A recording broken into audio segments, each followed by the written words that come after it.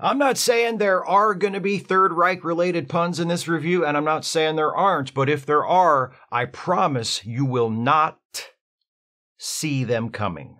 This is a review of the Star Trek The Original Series episode Patterns of Force. If you have not seen this episode, and you don't want to know what happens in it, be warned.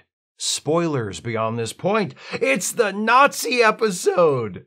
The fun, lighthearted romp through a world inspired by that most whimsical setting from American history, Nazi Germany, where quirky characters and screwball adventures waited around every corner. The Enterprise is on its way to Echoes to find out what happened to John Gill, a noted Federation historian who went there several years ago to act as a cultural observer, but hasn't been heard from in 6 months.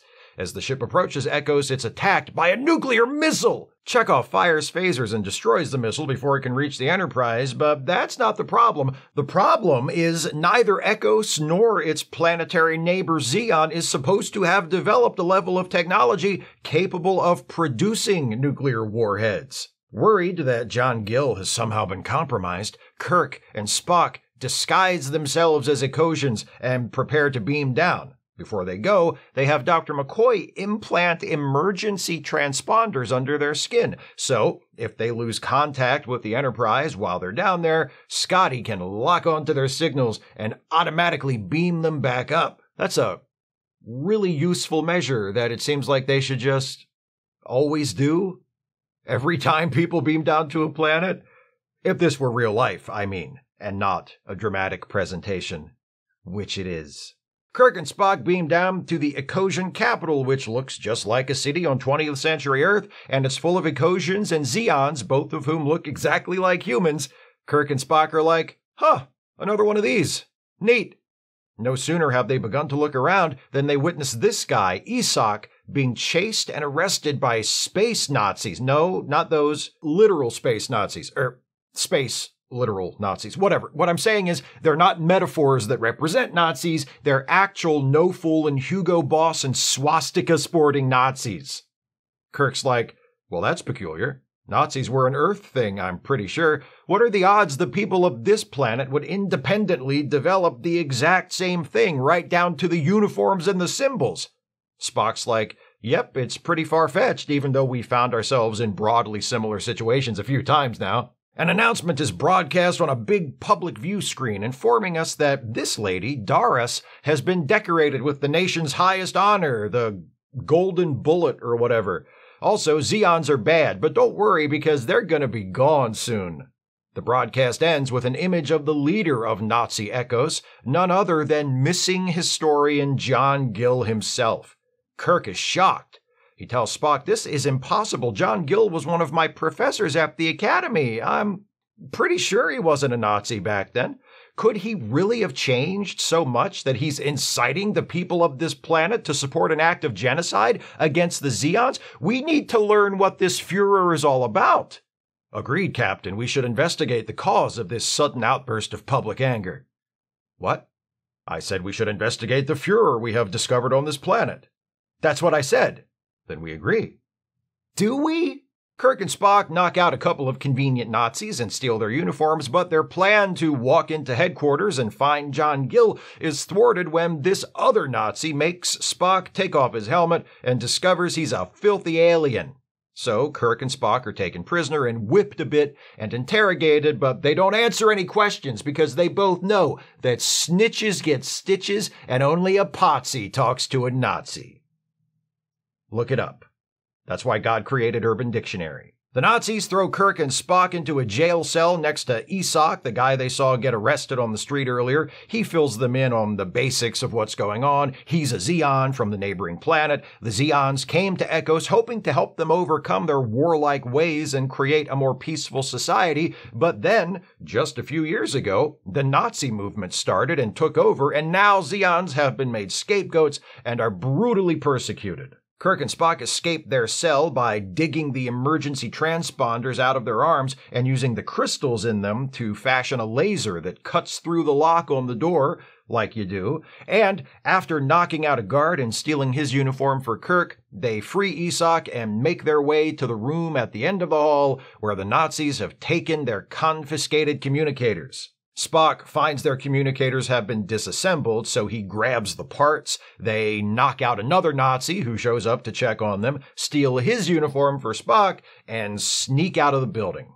Isak leads them through the sewers to the hideout of an underground resistance cell. There, Spock manages to put one of their communicators back together, but they can't test it, and the Enterprise won't be in communications range for another hour.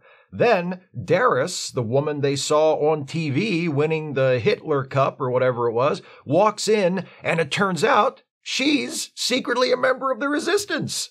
Well, this is helpful. They hatch a plan to get to John Gill that involves Kirk, Spock, and Isak disguising themselves as a Nazi film crew, complete with Nazi-branded camera and lights, following Darius around. They return to Nazi headquarters, where the Fuhrer is scheduled to give a speech announcing a full declaration of war against Zeon. Spock manages to sneak a peek at Fuhrer Gill through the door of the room from where he'll be giving his big speech. Gill appears catatonic, possibly as a result of being drugged. They sneak into a closet and call the Enterprise, which is in range by now, on Spock's rebuilt communicator, and have Dr. McCoy beamed down, dressed as a Nazi, so he can examine Gill. The Nazis detect the transmission from Spock's communicator, however, and begin sweeping the building for spies. Some Nazis catch the heroes in the closet, but Kirk talks his way out of it by saying McCoy got drunk, and they brought him in here so he wouldn't embarrass the Fuhrer on Genocide Day. John Gill appears on TV and gives his big speech, but Kirk notices that his face is mostly hidden by a microphone and his mouth isn't moving.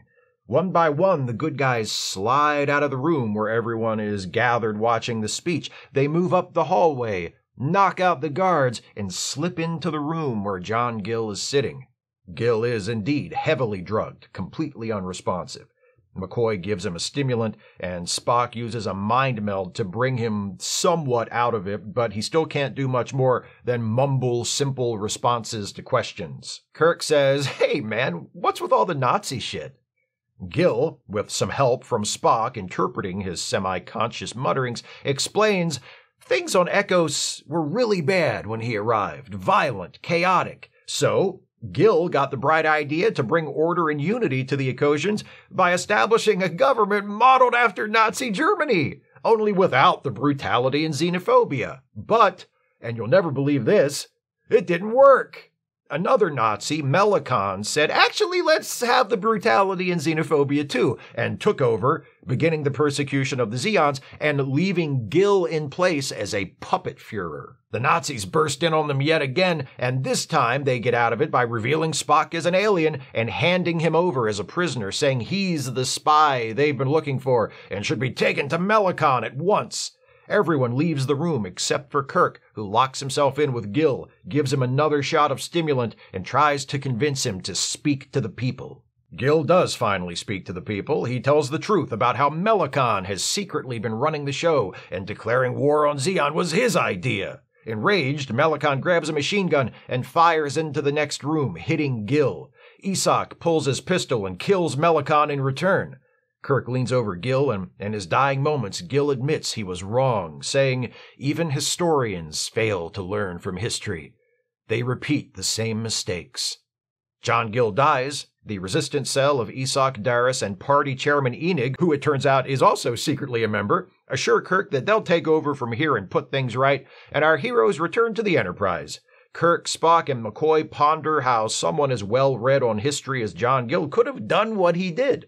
Kirk supposes it had something to do with the corrupting influence of power, and McCoy agrees, repeating the old Earth saying, absolute power corrupts, absolutely. Spock's like, yeah, maybe more of you should have listened to that old Earth saying, huh? And rattles off a list of tyrants. McCoy is like, how dare you accurately cite examples from the history of my shitty planet? But Kirk steps in before things get too heated between them, and that's it. Nazis, am I right? They're just the worst. Patterns of Force is a good, but not great episode. It has an important message. I'm grateful that message is a part of Star Trek, but I do wish the message was delivered a bit more strongly and unambiguously. The message I'm referring to isn't Nazis are bad. It gets that across just fine. The message is there's no such thing as the Nazis, but good. The very nature of a regime like the Nazis makes things like xenophobia and war and genocide inevitable, even if they aren't baked into the ideology from the beginning, as they were with the actual Nazis. What makes the bigotry and violence and atrocities inevitable is the fact that the Nazi form of government is totalitarian, and totalitarian governments can only maintain their control of the people if they justify that control by keeping the people in a siege mentality.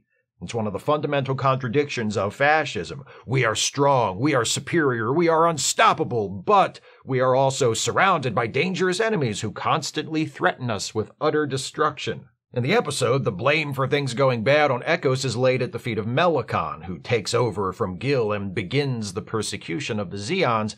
What I would have liked is if the episode had made it clearer that whatever Gill's good intentions might have been, this turn of events was inevitable. If it hadn't been Melicon, it would have been someone else eventually, because scapegoating and persecuting and attempting to destroy a minority group like the Zeons is a necessary component of Nazism and of fascism in general. You can't say, let's do fascism, but only the good parts. There are no good parts. And even if you start out in a way that seems superficially good, it all turns undeniably bad eventually, because that's just how that system works. That is in the episode. Gill does admit with his dying breath that the whole Nazi thing was a mistake and he should have known better, but I wish we'd heard a more vocal pushback against the idea that what Gill was attempting on Ekos would ever be possible. Other than that, I think the portrayal of the Nazis and their regime in this episode is pretty good.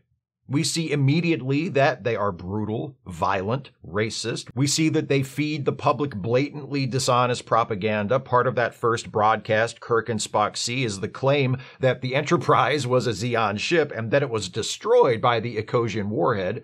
And we see that they are mostly clueless and ineffectual. In real life, the Nazis weren't able to do what they did because they were smarter or stronger or superior to others. They succeeded through brute force, made possible by the unthinking obedience of their foot soldiers and the audacity and sadism of their leaders. From what we see, the same appears to be true of the Nazis on Ekos. In terms of plotting, the writing isn't great, but then again, it's also not atypical for classic Trek. As was also the case with A Piece of the Action, which I reviewed in the previous video in this series, Patterns of Force is extremely repetitive.